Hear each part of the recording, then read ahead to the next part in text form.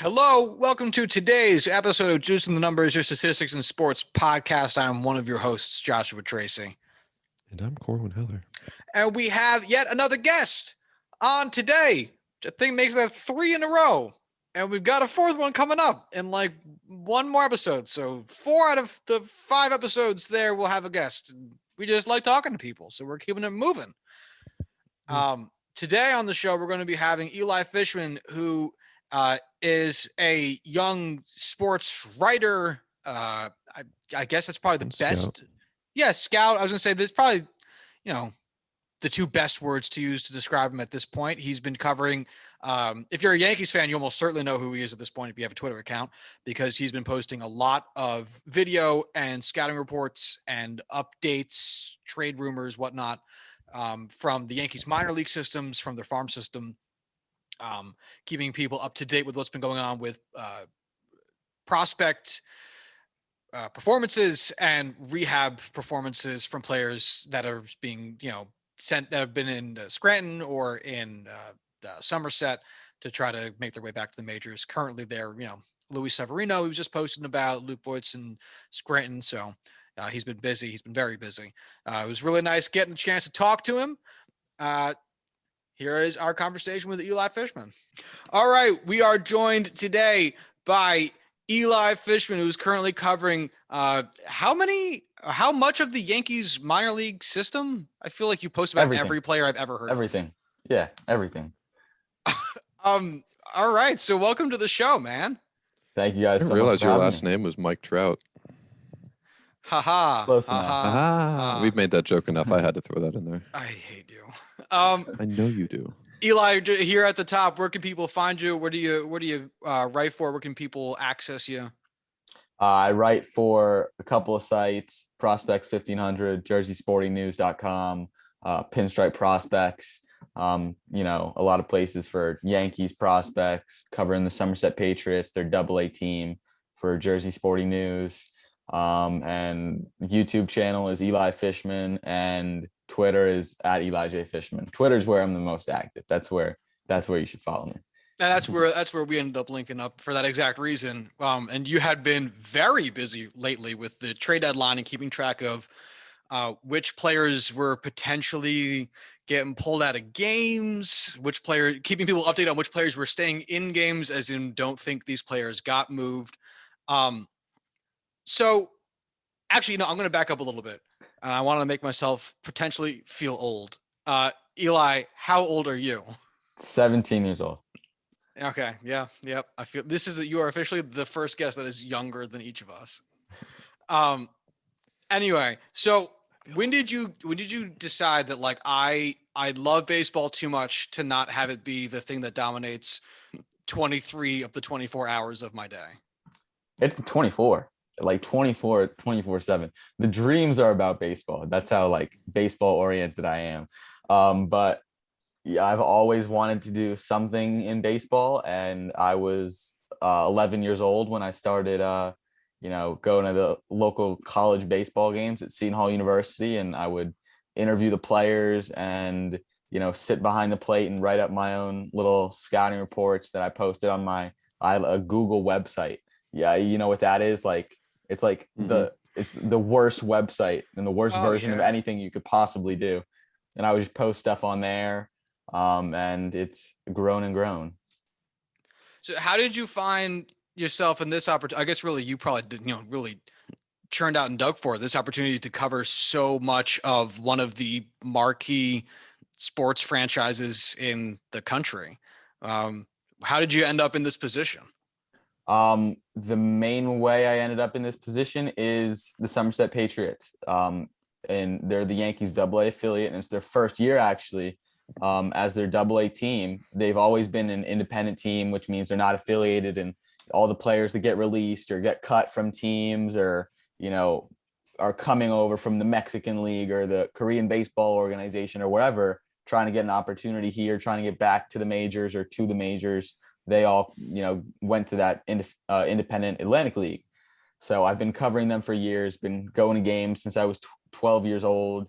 And this year, Brian Cashman picked them as the Yankees AA affiliate just because they're a great fan base and, well-run overall organization. So that's been the huge in. But I've been going to, Yankees minor league games forever. This with Staten Island Yankees used to be a team, and down in Florida, they've got right by where my grandma lives. Actually, it's the Yankees minor league headquarters. So all the players who were drafted work out there, and the guys who are rehabbing, get their work there, all that stuff. So all these opportunities have kind of come together. And then this year with Somerset, and this is actually the first year I have a car and a license. So with those two things, now I've been able to cover the entire Yankees organization. Yeah, she's really falling in line, huh? Yeah, quite. I'll tell you what, I've lived in Allentown in the Lehigh Valley for like a year now, and thanks to COVID, I have yet to be to a single Allentown Iron Pigs game, and I feel like I've really done myself a disservice. Yeah, you're missing out on the sweet bacon, Phillies, right? Yeah. The food at that ballpark is insane. It's bacon oriented. Is it really? Yeah. Dude, like you can get a bacon hat there. Greg wears that hat constantly. That's his favorite hat. I have a bacon hat. Did the Iron Pigs used to be a Yankees affiliate? No, I think they were always the Phillies. Yeah. Really? Yeah. I could have sworn I've seen a photo somewhere of like Aaron Judge wearing an Iron Pigs jersey, and it's just like, oh shit, I live there. I totally brought that up because I thought it was a Yankees affiliate. Yeah. I guess I wouldn't be surprised if he was in that stadium because he's been in the stadium many times. Yeah, because he was probably part of Stanton's rail riders. Jesus Christ. What do I know? Yeah. So Corwin, you can go fuck yourself. Thanks for chiming in. Oh, well, thanks. Hey, great chatting with you. I'll see you later. So Eli, as you do scouting reports now. I guess you've been doing them like forever, just kind of on your own, and now it's got a ton of value because people don't have the access as much as with the major leagues to keep an eye on what's happening in the minors and really rely on local reporting to get a good feel for what's going on at the minor league level in real time, in addition to after the fact, keeping track of stats and making the statistics accessible and, in people's pockets via Twitter or however people tend to get it. For the three of us here, it's probably Twitter. So when you're going through and when you're doing your scouting reports, how someone's been looking, what are you keeping an eye on in particular? It's so hard to describe. It's just, you really just have to see it and experience it, like the pop of the bat, or just the specific movement of a baseball or where they hit it to the field, in terms of, hitting it the other way, how the bat is angled. There's just so many things you look at, and going off that, one huge thing for me has been video, and there's not very much video in the minor leagues. Every team or most teams have a 3-camera broadcast where there's just 3 cameras up at the concourse. And so what I do is I've got a little camcorder and I go down and right in front of the action, get the videos and try to get the best angles of the specific player that I'm looking at. So those videos, not just for me to see those players, have been huge for everyone. And that's, how Twitter has been huge, is being able to share those videos where unless you're right at that game, sitting in that first row, no one else can see that. So that's what's been pretty special about all of this. So video is really just one way that really helps me look at players. And, if you watching my video and going back, what I do when I want to, look at a player or change my thoughts on a guy is I'll just go back and watch my stuff on him, because you can really get a good sense of everything that happens. And there's really nowhere else that you can do that. And do you feel like you're gaining a good sense of a player's comfortability with being at a given level? Absolutely. This is the first year that I've really, paid 100% every single second to the games. I've always been more, looking at the box score, doing a lot of interviews before the games, that kind of thing. But this is the first year, I'm sit in the stands and I'm on the first row for every single pitch of the game. So, and I've really been able to see talent and just the difference between every level, because I've actually been to every level of the Yankees organization this season, from rookie ball to AAA, and actually the Yankees MLB team as well. But just the differences between every level, and the talent, and the kinds of players and how they swing and how hard they throw and all those things. So, out of curiosity, because we don't usually get too much of a chance to talk to people who cover the game so intimately, what direction are you given, if any, when you actually go to games? So are there things that your editor or whomever you might be communicating with tell you specifically to keep an eye out for, or specifically to write about after the game? Or is it kind of like free reign, like Eli, just make it to the game and give us back whatever you think is relevant for the day? I'm really freelance, so I just bounce around and kind of whatever I get. If like for example, the other day I got an interview with a top Yankees prospect, and I said, "Hey, can you guys publish this?" And Twitter has been huge with that, in terms of I share that my thoughts on a player, and then it's been picked up. And yeah, but I write for a few different places where I can just pop it there if I need. But I really am just roam free, and kind of whatever I see, whoever I meet, kind of just takes me wherever I go, I guess. When you're scouting and you're going to these games and you're watching certain players, do you typically find that you get more enjoyment watching the superstar guys? Like if you went and saw Vladito when he was still playing, in AAA, or do you like watching these, middle tier players, lower tier players, guys that aren't obviously amazing, aren't obviously, going to be stars at the next level, picking apart their game, finding, all those little things rather than just being able to watch the best players play baseball? I do enjoy watching the less talented, I would say, guys play. For the Yankees, there's 3 catchers in the minor leagues who are like their top prospects, and they're all very flawed in their own ways. And Yankees Twitter has been picking them apart, because they're having a really, really tough time. And I've looked at all 3 of them really, really closely this season, and how I would say not great they are, and tried to really examine that. But yeah, it's a lot of fun when you see the stars. I actually saw Vladdy when he was in high A in like 2017. So it's always fun to see those guys, and especially when like with a guy like Vladdy, or with a Jason Dominguez, or a Judge, like that guy's going to be a star when you're watching him play, and just the way that they go about their business. But especially the little guys, the late round draft pick that you've never heard of, the guys who sign out of, independent ball or D3, and just how they go about themselves, considering they're, kind of a nobody, is also really interesting.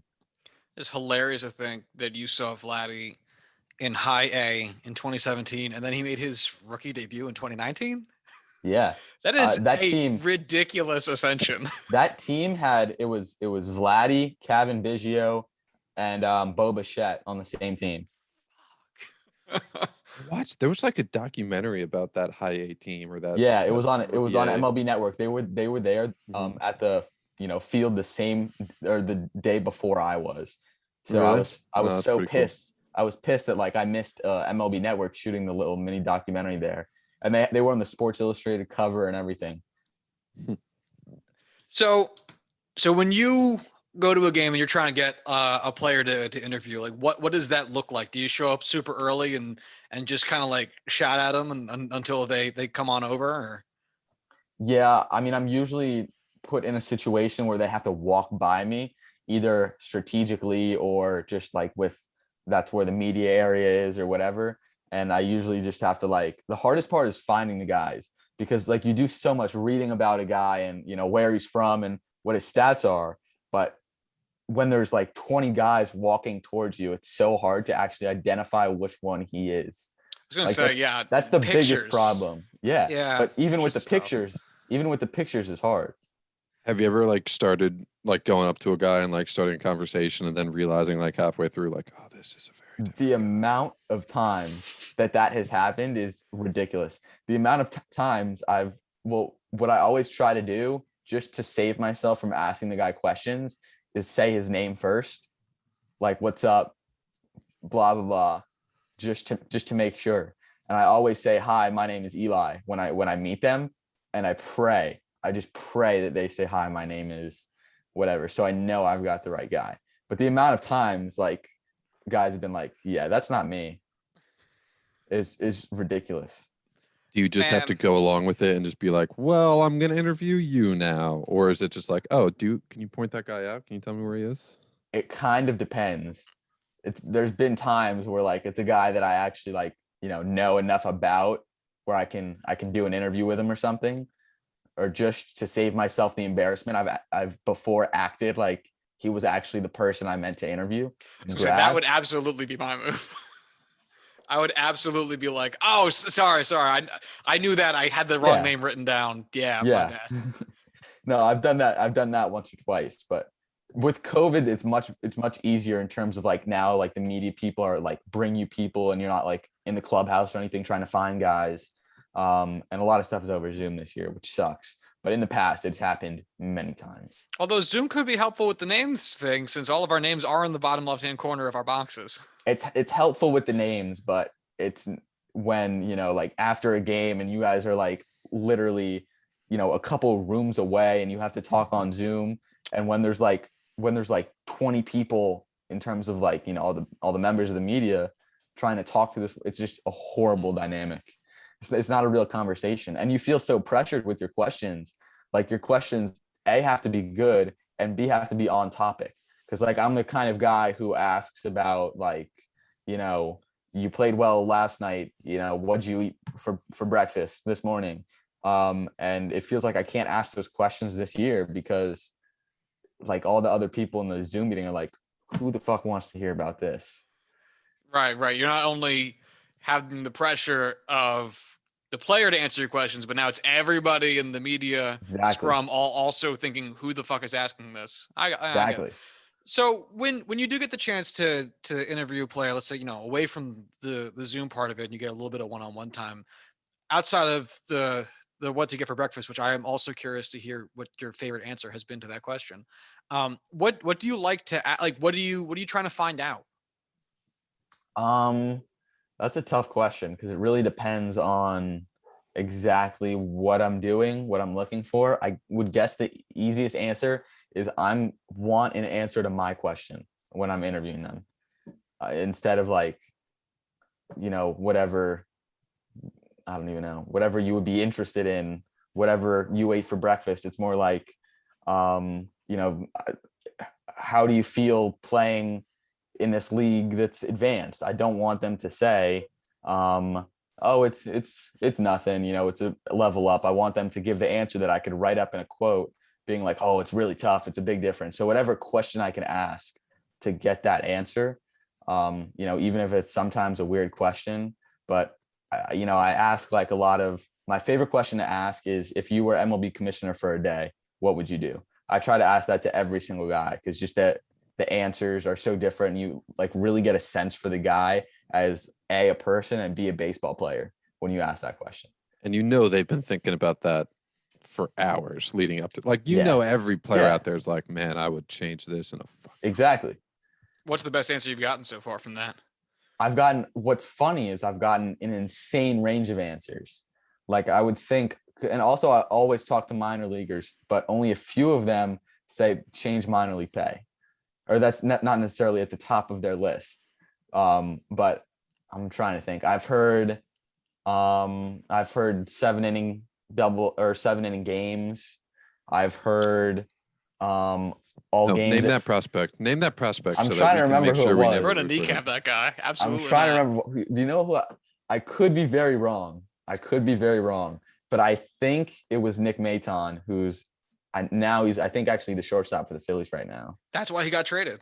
He got traded? Oh wait, no, I'm thinking of what shortstop did they just trade to the Rangers? Who am I thinking the of? only prospect I know they traded was Spencer Howard. No, that's who the Phillies traded to the Rangers. Who the Yankees traded to the Rangers? Oh, he's Joey still Gallo. Maton's still the Phillies. Yeah. No, I have too many prospects got moved at this trade deadline for me to have all of these players straight. Yeah. Hey, Josh. That's where I'm going to land on that. Now you go fuck yourself. Thanks. Appreciate it. I'll work on that. That's what we're here for.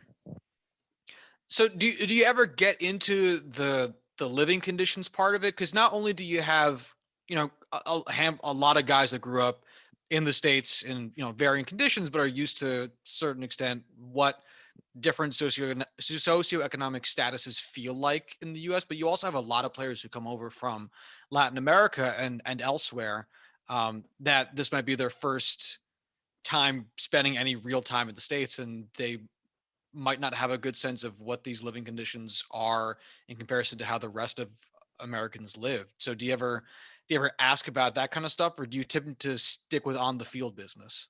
I usually stick with on the field business, but obviously when you're in, in minor league baseball, as long as me, you obviously ask about it and hear all the stories about guys, and the living conditions. And I mainly hear about like the food. That's the biggest topic in minor league baseball, is how weird and sometimes bad the food is for players. But the living conditions, I haven't really gotten into a ton, mainly because I do think actually a lot of the teams in my area all provide housing to players, and there's hotels. So there hasn't really been any problems in terms of like the teams that I cover. So I think that's a reason. But baseball, minor league baseball is an insane world. And I've heard some insane stories about, 20-hour bus rides where the bus broke down and it turned into a 30-hour bus ride. You're in the bus for 30 hours and you pull up to the stadium at 6 o'clock for a 7 o'clock game and you play the game. Those kind of things. Yeah. Yeah, I remember I'm currently reading CC Sabathia's book. It just came out earlier this month, and he talks about nothing of that length, but having to take bus rides everywhere around like the Appalachians Yeah. because they just like that was what they did, and they'd be taking bus rides around like rickety, weird mountainside roads that were like horrifying, and everyone was just like fucking scared. Just, Yeah. yeah, I've heard the 3 a.m. flights to play a noon game, and the day long layovers where you have to stay in airports. Um, you know, I've heard of 5 guys living in a hotel room with one bed. And I don't remember who it was the other day. I heard he didn't tell me, but it was another story on some media outlet where he paid an insane amount for rent for the entire season at his level. He was in AAA for whatever team, pays the rent for the whole year, and figures that if he gets promoted or something, he can hand it off to someone else, because usually the team takes it and the team gives it to another player, and the pet, they set it up like that. In this situation, the guy didn't get promoted. He just got totally traded. So the team wasn't as willing to help him out, totally screw him over. He has to pay for an entire season of housing that he's not living in, and it costs more than his entire paycheck. Just the stuff like that. and yeah, it's I mean it's fucking horrifying. Yeah, it And is. And especially if for the guys who don't have the financial support outside of baseball, there's in terms of families and the guys who do come from, the Dominican Republic, and the guys whose signing bonuses can't necessarily cover any of it. yeah, I know the signing bonus one is a huge one, and obviously not having uh, not even local, but just wealthy family to help support you, or even Yeah. family of any above middle class stature to kind of help ease some of the burden of it is. I mean, it's one of the fundamental problems in baseball, and this is something Corwin and I talk about a lot, and it's true in a lot of sports.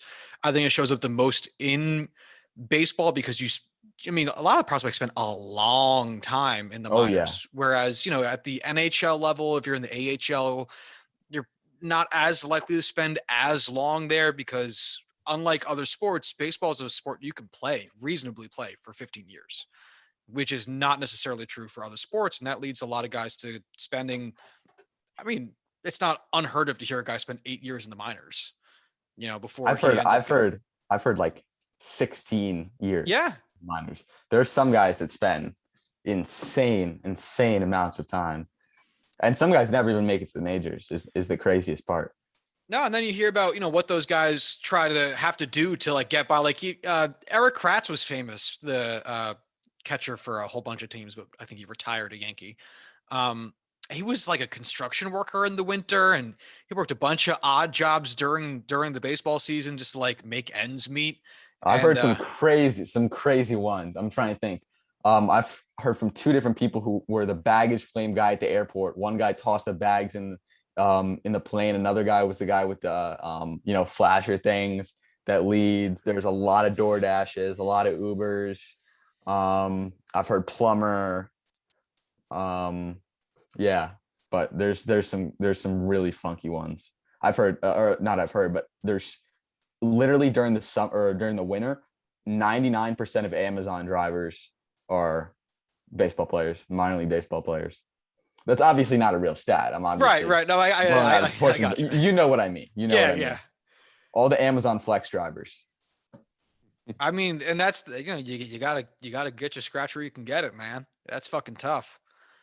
So let me take us down a different path for if I may. What is the ultimate career goal for what you're doing right now? Where do you want to be? Yankees broadcaster, Michael K. You want to take Michael K's job? Want to take Michael K's job. You got the voice for it. I'll give you that. You got a really good speaking voice. Thank you. Not only the Yankees broadcast gig, but also the Michael K show and center stage, right? Because he does in the mornings, or not in the mornings, from like 2 to 4, he's on the radio talking sports, all sports. I'm a huge football guy too, so I want to do some NFL stuff at some point. Giants, but gotcha.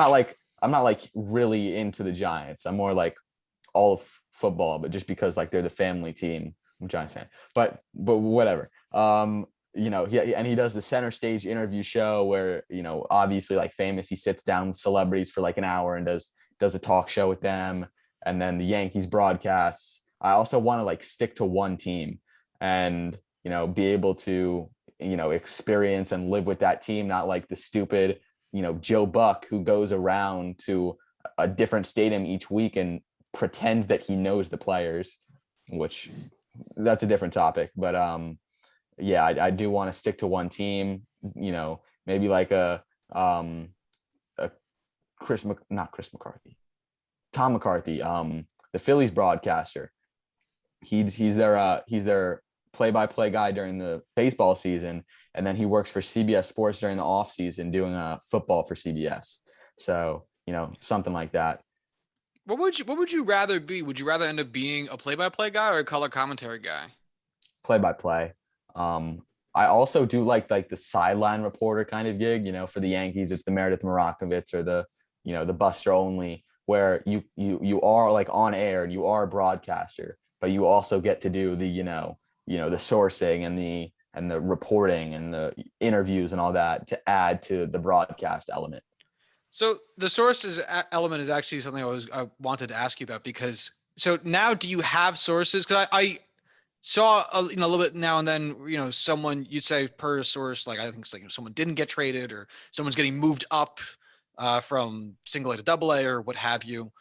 Do you have people now who will hit you up and be like, I heard this? Yeah, definitely. The biggest thing is, as I said, I've just been in here in the business, I guess, for so long, and been going to Yankees minor league games for so long that, all the players, they know what I do, and players and coaches, they know what I do. They all follow me on social media. So, if there is something that they know, if there is something that, it's a guy who's close with me, he'll tell me something, or I usually do the social media questioning, like, I wonder what's happening with this person. And I'll often get, not often, but now and then I'll get, okay, he's going here. And usually I do like hear stuff or assume stuff, and I'll ask them. And it's a lot of DMing. That's the big part of it. And obviously, we can't avoid the fact that you're 17 years old. You're younger than most of these guys you're interviewing. Pretty much all of these guys. Yeah. Have any of them given you a hard time because of that? Or do all of them kind of accept, hey, this guy, clearly knows what he's doing. He's clearly, well-spoken, he's not just some high school kid showing up at the ballpark trying to get an autograph, talk to players. Like, he's legit. Anybody give you a hard time? Not in recent years, not as I've become more professional, but when I was little, because remember, I started doing this when I was 11, 12 years old. When I was little, that was quite the different story. And like, I was also like the shortest kid. So I was literally like 4 feet tall. I'm not even kidding. That's not even an exaggeration. 4 feet tall, going up to some of these players. So It's about half the height of Corwin. He's approximately 8 feet tall. Approximately. Yeah, give or take. Not quite there when I wear lifts. but yeah, like it was really tough at the beginning, especially trying to get the big name guys to take me seriously. Like, some guys just like used to laugh it off and just be like, okay, like not even take the interview seriously. But yeah, that's not the case at all anymore. And now, as you see, like the reputation in the business so far that I've been able to build up has definitely been able to like rub off on guys. And, most guys do know who I am, which is great. Who would you say is the biggest name that you've been able to interview so far? Probably Tim Tebow. He's definitely the top guy in terms of like fame, but Pete Alonso, Reggie Jackson, Bo Bichette with the Blue Jays, Clint Frazier, Jordan Montgomery. I'm sure a lot of guys that I'm missing. What was interviewing Reggie like? That must have been wild. It was pretty wild. He was actually like one of the most calm guys. Like, I kind of expected him to be like, he is kind of a famous asshole too. So I kind of expected him to be maybe a little disrespectful, but he was like super cool. Like, he was super professional about it. And it was just like a really like calm. The interview was like so professional and good and calm. It was boring. You know what I mean? Because it just like went so well that it was like, okay. And also, now you got to figure that guy's around the media his whole life. That's true. Goose Gossage too is another one. That was a really interesting one, because he was like so like big and intimidating, and he was just tried to be like really goofy and fun with it. And that was really fun. And I was literally like 12 years old when that one happened. But yeah, some big names. So have you gotten your hands on any of the major current Yankees prospects like Dominguez or Medina or Garcia? Yeah, the only one I haven't talked to of them is Dominguez, because it's obviously his first year. And when I was in Tampa, there was actually no in-person interviews with down there, which really sucked. But so I wasn't able to talk to him. I did like come close to him and like, come face to face with him, and is it weird that you guys are basically the same age? Yeah, he's actually almost a year older than me, which is kind of weird. Just like, because everyone talks about how young he is, and yeah, but it's obviously understandable. But yeah. Who was it that we were talking about the other day about, they're like, oh, he's a 25-year-old player. So it's like, we kind of know what we're getting, he can improve, but not quite that much, like something like that. I'm not sure, but I know we've had this conversation. I know. And it's just like, now that we're like talking about like age and all this, it's like, oh shit, like we're talking about him as being like too old to really, improve his stature, as a prospect or as a player. And it's like, but that's us. Dude, I remember when Gleyber Torres came up and he was the first athlete on a team that I liked that was younger than me. And I was sad. And I was like, I respect you and I love you, but what the fuck am I doing? Jesus Christ, you're on the Yankees. Anyway. Saquon's like a few months older than me, and I cling to that because if he was younger, it would tear me apart. Yeah, it's going to be really sad the day that there are no active players younger or older than us. We really need I don't know, Aaron Judge, Adolis Garcia, Joey Gallo to hang on forever, I'm because trying my those best guys are right not to there. interview someone younger than me. Like not to get it off the list. That's Never my do goal. it. Never do it. Just Never. you can only, interview like the Bartolo Colons, like Exactly. 55-year-old guys still trying to sling it. So actually, a lot of speaking of Bartolo Colon, because my next question was about Spanish. A lot of these guys, their first language is Spanish. I'm sure they're most comfortable speaking in Spanish. I'm sure a lot of these guys speak English too, but oftentimes at the major league level, it's been a talking point for years about players choosing to speak in Spanish through then use a translator or answer questions in English. What's the language barrier like at the minors? Do these guys have translators for media people, and do you get answers from them in English? Do you speak any Spanish? No, my biggest regret in life is not being able to speak Spanish.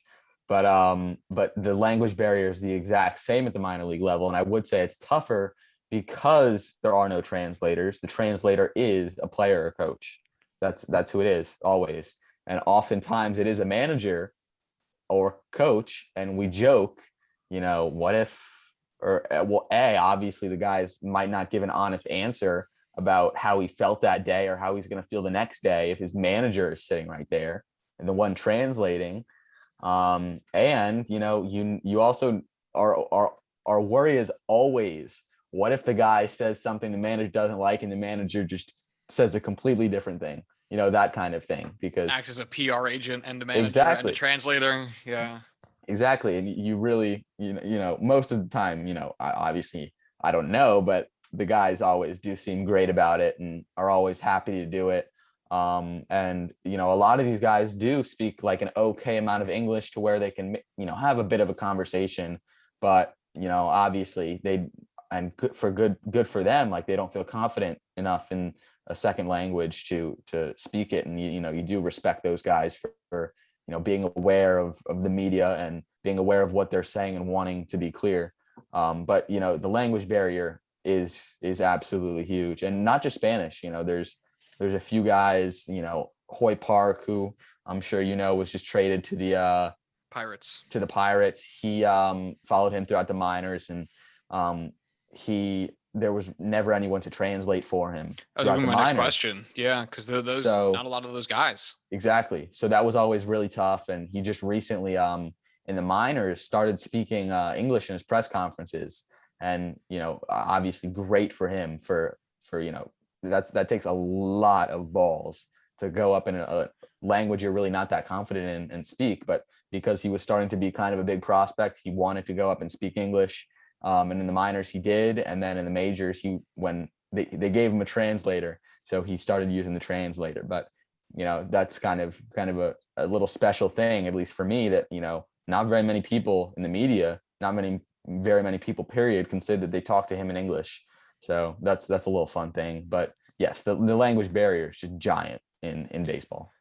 Yeah, the fact that because I actually wasn't aware that they didn't give translators. Obviously, you assume that they have to cut out at some level, because you doubt that there's like a low A ball player with a translator just because of the way the world works. You wouldn't assume that there is one. But the fact that there wasn't one for the Japanese and a lot of the Asian players, that's really surprising, because that is significantly less common a language over here.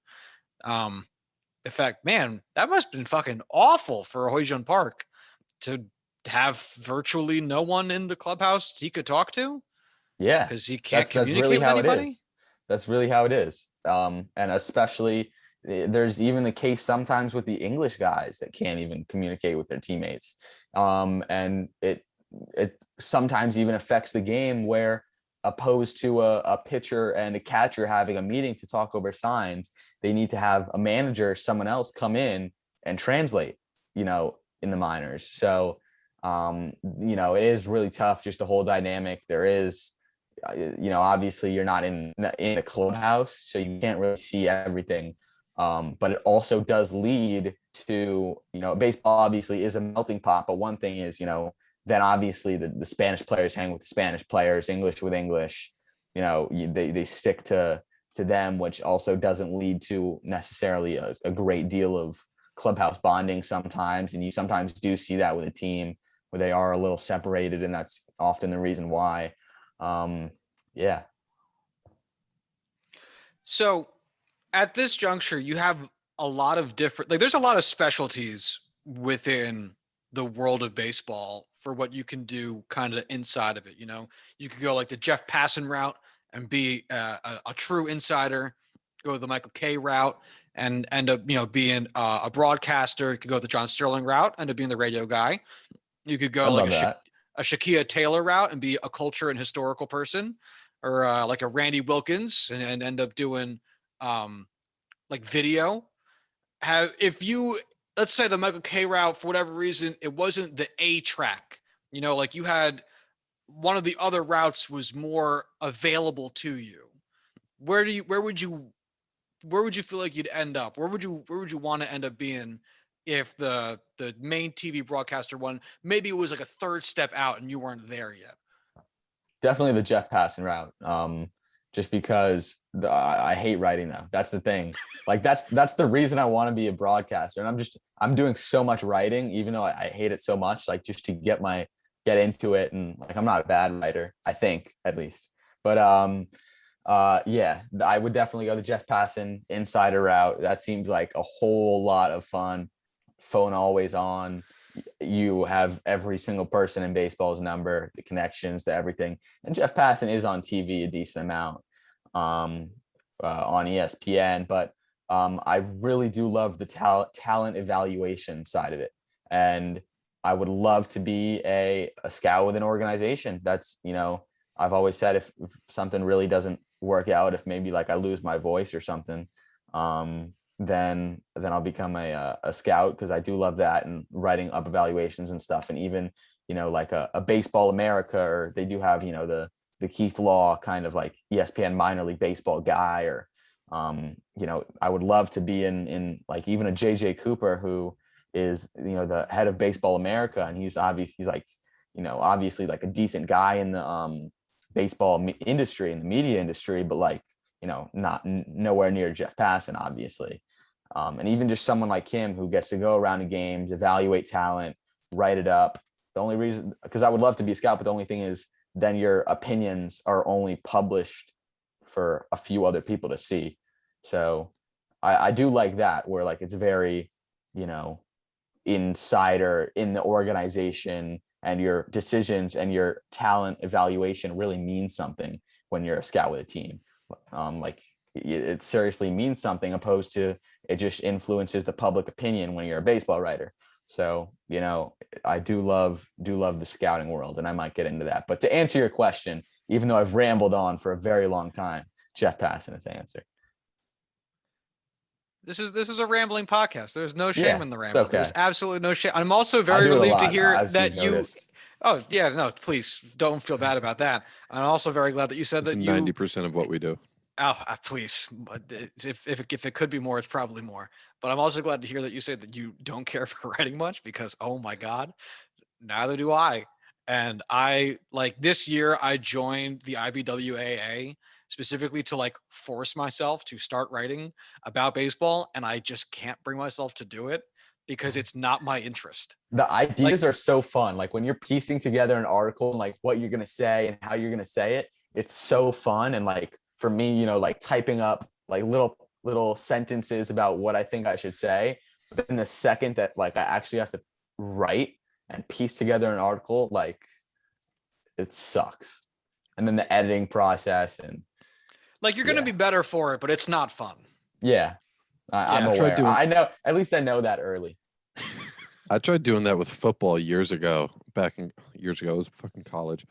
And I found that like I'd get super into it, and like I hate writing just like everybody else, but like I would just be able to sit down and just put out my thoughts, just blah blah blah blah blah blah blah, and then I'd go back to read it, and it's like this is fucking gibberish and dribble. Yeah. Like you can't publish anything close to this. These thoughts are not connected in any meaningful way. I know the feeling. Exactly like my voice and just how I talk on here. It's like nothing actually makes sense, and like some sentences start, and it's like, all right, there's like 6 periods that need to be put in there. Exactly. So do you ever, after you talk to somebody, like let's say you got your hands on, I don't know, pick a prospect, Anthony Volpe. I talked to him the other day. So after you talk to a guy, would you ever be like, hey, can I hit you up if I have any more questions? Like, do you try to find a way to communicate with them outside of the like media scrum or on the field stuff, or do you try to keep it very much so in the, I guess, like normal channels? I haven't necessarily worked on a piece that's like, so important that like I need to know every detail or would want to like nothing so major. I would need to follow up with someone in a situation that I can't at the ballpark. So, I don't necessarily like ask for a follow up or where I could reach them or anything like that. And I also try to be really, really respectful of guys' privacy. And even how we talked about like the professionalism and guys not taking me seriously, it still is, even though I'm, you know, even though like I am a professional, it is still a little bit weird sometimes when, a little kid like me asks for like the phone number, or at least I think. I always have business cards that I hand out, tell them to follow me on social media. A lot of guys do. And, if I do need to contact the guy, I'll contact them that way. And, sometimes like I'll DM a guy like a question to add into an article, but that's really the most. Right. Because you know, the minor league, obviously, players make adjustments at every single level, including the major league level. But it feels like there is a certain level of attention paid towards adjustments made at the minor league levels, because it's like, this is what's keeping him from getting promoted to the majors or whatever. Right now, we're seeing it a lot with David Garcia because there's been talk about something being changed in his release points, or some mechanical issue with his delivery that got changed that has caused his ERA to balloon. And for him to not be seen necessarily as a guy who's going to make an immediate impact on the Yankees that people thought he might after last season. And so I was wondering, do you ever try to, because that part for me is the toughest thing. If you showed me 4 deliveries for Davy Garcia and said that one of them was different, I think I would have a very hard time picking out which one was like the different release point, unless it was painfully obvious. But that oftentimes is like, that's the thing. I don't know. Do you remember? I want to say it was either 2017 or 2018. Luis Severino was thought to have been tipping his pitches against the Astros, and it was the difference of his glove being like here against his belt and here against his belt. Like, it was really small. And I had watched every inning Luis Severino had pitched that season, and I absolutely did not notice that. But sometimes that's the difference. So do you ever, how are you doing with developing the eye for that type of stuff? Because I think if it was me, that's the thing I'd want to follow up with the guy on and be like, did something change? What changed? There's so much here I have to ask about. I couldn't fit it all in a scrum. Like, I need more, Tony. I need more. How are you doing with like that part of it? I feel like, It's a very long question. I'm sorry. considering you're good, considering my age and, that, as I said, this is my first year, like paying extreme attention to every single little detail, that I feel like I haven't picked up on anyone tipping pitches yet, but I also did play baseball in high school, so that seriously helps, even though I was really, really bad. But actually, I finished my career with a 666 varsity batting average and 0.00 ERA. Hey, there you go, man. But back to the question. I haven't picked up on anyone tipping pitches, but just, being able to read a breaking ball out of a hand, or read, that a guy is, when he's going to throw a changeup, is coming down on the mound with a lot more force than he is with a fastball, where he's, leaning more on his backside. The small things like that, I do see. And that really does help, obviously, in the talent evaluation department, but it's, it is hard to pick up on. And that's why video is so big. And, as I said, like the video, I'm really like up close and I do try to get the right angles where I can go back and watch this guy throw 6 pitches and, kind of be able to write an entire scouting report on it based off of what I saw. So it does help the more baseball you watch. And I've probably been to I'd say around 50 baseball games this year. either at the professional or collegiate level. So it does help. The more baseball you see and the more different, arm slots and the way guys throw and the way the ball sounds off of the bat and like the angle and the spin of the ball. That's something, especially with spin rate in baseball, being a hot topic. That's one of the biggest things I've picked up on this season is being able to look at the ball and see the way it's spinning, the rotation that it's spinning, what way the seams are angled, even just the small stuff like that. All right. So I oftentimes start questions and then have to stop myself because they didn't start the way I wanted them to. So sorry about that. But I know the feeling. That happens to me many times. it happens okay. to me several times a show, and we're on episode 268 of this, and it will still happen to me forever. So yeah, it's an eternal problem. So when you go into your questions with the players afterwards, do you get actual answers to that? Because it's tough, because at that point a lot of these guys are still like, there is something preventing them from reaching the majors, and if it is something like, the batter is flying open through their swing and that's what's keeping them from dragging the head through the zone and or whatever, that might be the thing that's keeping them from being called up, or keeping them from making some whatever type of progress a team wants to see. Do you ever get the chance to ask those like really minute questions? And when you do you get those types of answers, or is it a lot of platitudes like, we're out there trying something new every day, it's working on stuff in batting practice, a lot of that type of shit? Yeah, I do that, but it's on the positive side. Like I would never ask someone like, hey, your bat's, a little slow through the zone and imbalanced. Why do you think that is? How are you going to improve on that? I don't really ask like those type of questions, but I definitely, ask about, a guy spin rate and how I always ask, how would you describe your pitch? Like what is it? How would you describe it? How would you describe your swing? What's the key to your swing? What do your eyes look at the most when you're swinging or when you're throwing? Or what adjectives would you use to describe your pitch is one I often use. So those kind of things.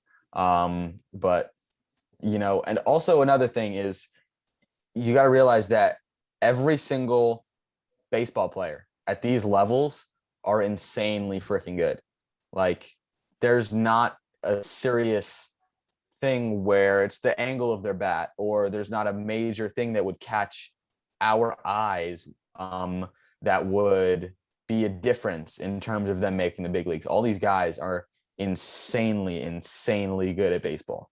They're the best baseball players in the world. Even a guy in rookie ball is one of the top, I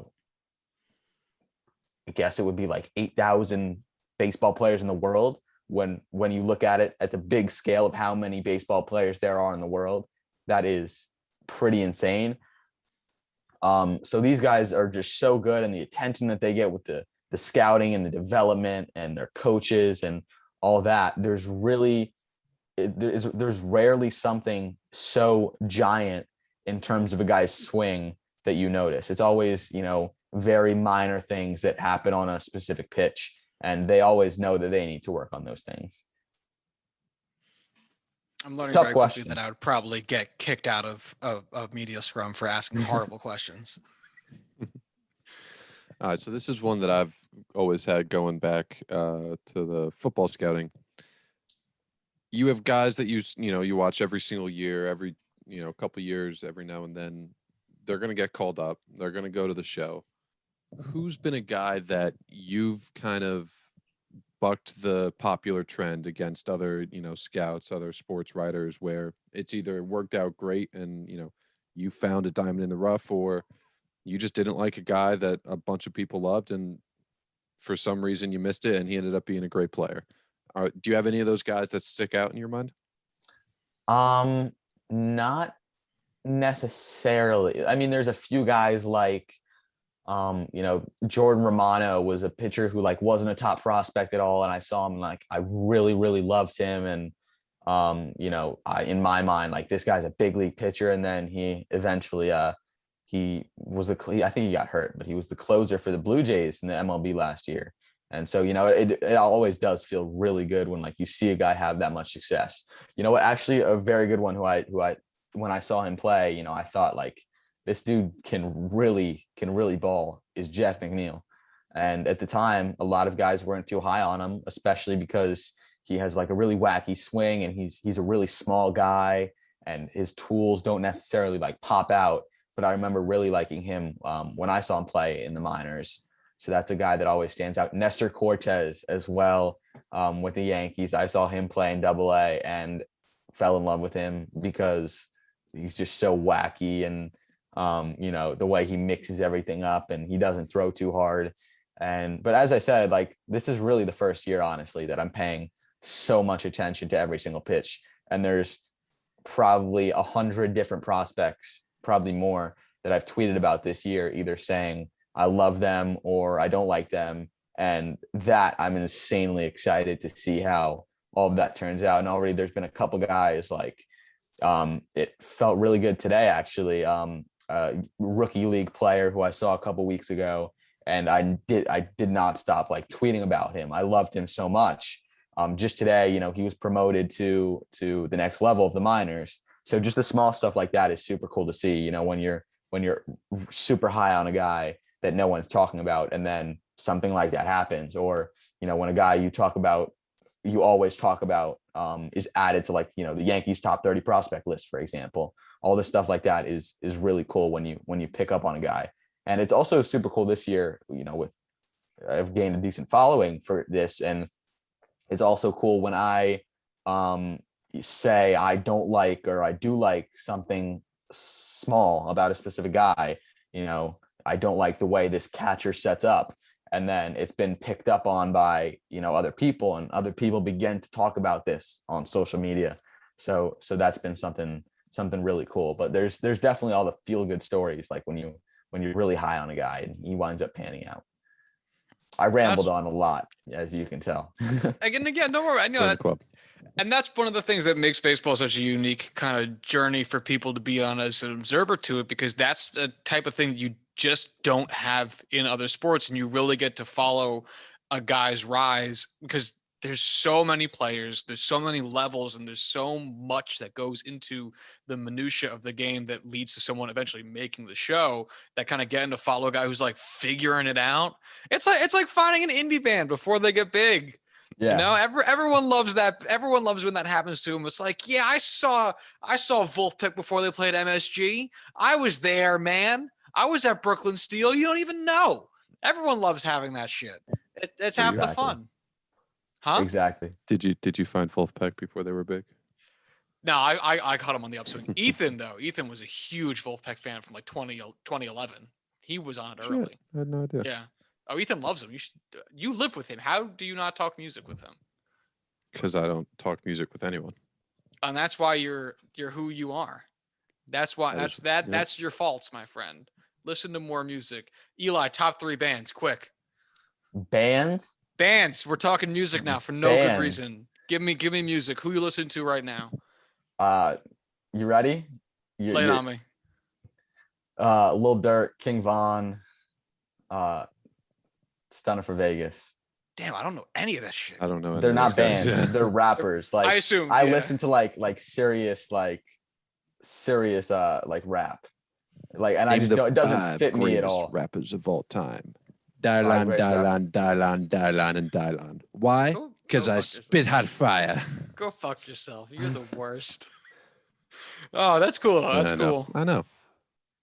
So, all right. I'm a big 90s hip hop guy, so I'm about that. As we all should be. We should all be kicking it to Tribe Called Quest. All right. But Public Enemy is very clearly the 80s. All right. Public Enemy obviously rolled into the 90s, but was very clearly in Sorry, the 80s. I don't have just the perfect poster for every occasion hanging behind me when we record. I'm just saying, if you have a song featured in Do the Right Thing, like you 80s. Anyway, that's even before we're born, so we can't even sound old saying this shit. So we got to get going. Eli, thank you so much for joining us. This is a really interesting conversation as we kind of get into seeing what it is you are doing right now, because as much, again, as big of fans as Corwin and I are, we do not follow the minor leagues like that. It is really comes down to guys like you who go to the games and spread the word to us, because it's not going to be spoon fed the way MLB is in a large extent with constant email updates and social media updates that MLB actually puts out so that people can follow along passively. It really comes down to people going to the games, letting you know what's happening, you kind of having to follow it down. So it's really interesting to hear what that process has been like for you. Yeah, thank you so much for coming on, man. Thank you guys for having me. Can you, why don't you tell people one more time here at the Sure. back end, where people can find you, where people can find your articles, any cool games you're excited for coming up that you're headed to? Tell the people what's going on. Well, to answer the last question, I just got a notification that Luis Severino is pitching in Somerset tomorrow, so I get to see that. So that's gonna be fun. But Twitter at Eli J Fishman, Instagram at Eli J Fishman. Go to prospects1500.com. Go to jerseysportingnews.com. Go to pinstripeprospects.com. And Eli, I have like the little portfolio website too, elifishman.com. You really have the market cornered on Eli Fishman handles. Yes. Most of them were no actually future used. Eli Fishman. You'd be surprised how many Eli Fishman handles were taken up. Dude, I'm not surprised at all, because Joshua Tracy was taken most Joshua places. Tracy is like I would expect a Josh Tracy. Eli Fishman. I don't know, man. I don't know. Apparently the world was had so many Josh Tracys. There was a whole bunch. I wasn't expecting there to be too many of that, but I've never met another Tracy in my life. Why are there so many with my first name too? Anyway, that's a problem for a different day. Eli, man, thank you so much for joining us. We really appreciate it. Hey, thank you guys. Welcome back. Thanks again to Eli for joining us. Corwin and I totally forgot to record this intro and outro part after Eli and I had talked. I had to like run out to a baseball game, a softball game, went 2 for 3. Just saying. That's right. Scored a couple runs, got a hustle double in there, heads up. I also ate shit in the outfield. Nobody saw it. Everyone saw it. Dude, because like we played our game started at 9:30 at night, and the grass was dewy as shit, and everyone was It happened so fast, I didn't realize I fell until I was 3 feet beyond where I had slipped, because I just slip and sled my way. Like I went, man. I was going. There was a point where I was just like, fuck, we're just gonna have to ride this bitch out and just let this shit keep it moving. But I got the ball in, so I guess that counts for something. So yeah, our clothes are different. Everything's different. We're humans. Oh, Corwin, buddy, you're muted again. You're gonna have to tape that mute button up. Yeah, probably. It's rough. So next episode, we will not be having a guest, but after that, we'll be having Shakia Taylor on to talk to us about a whole slew of topics. She's a wonderful writer, so definitely give a chance, stick around to check that out. Check that out in a few episodes next week. But yeah, that's that, man. So if you want to follow the show, you can do so at Juicing Pod. If you want to follow Corwin on Twitter, you can do so at Corwin Heller. If you'd like to follow me on Twitter, you can do so at Joshua D. Tracy. If you'd like to email the show, you can do so at juicingthenumbers@gmail.com. And until Monday, y'all have a good one. Bye.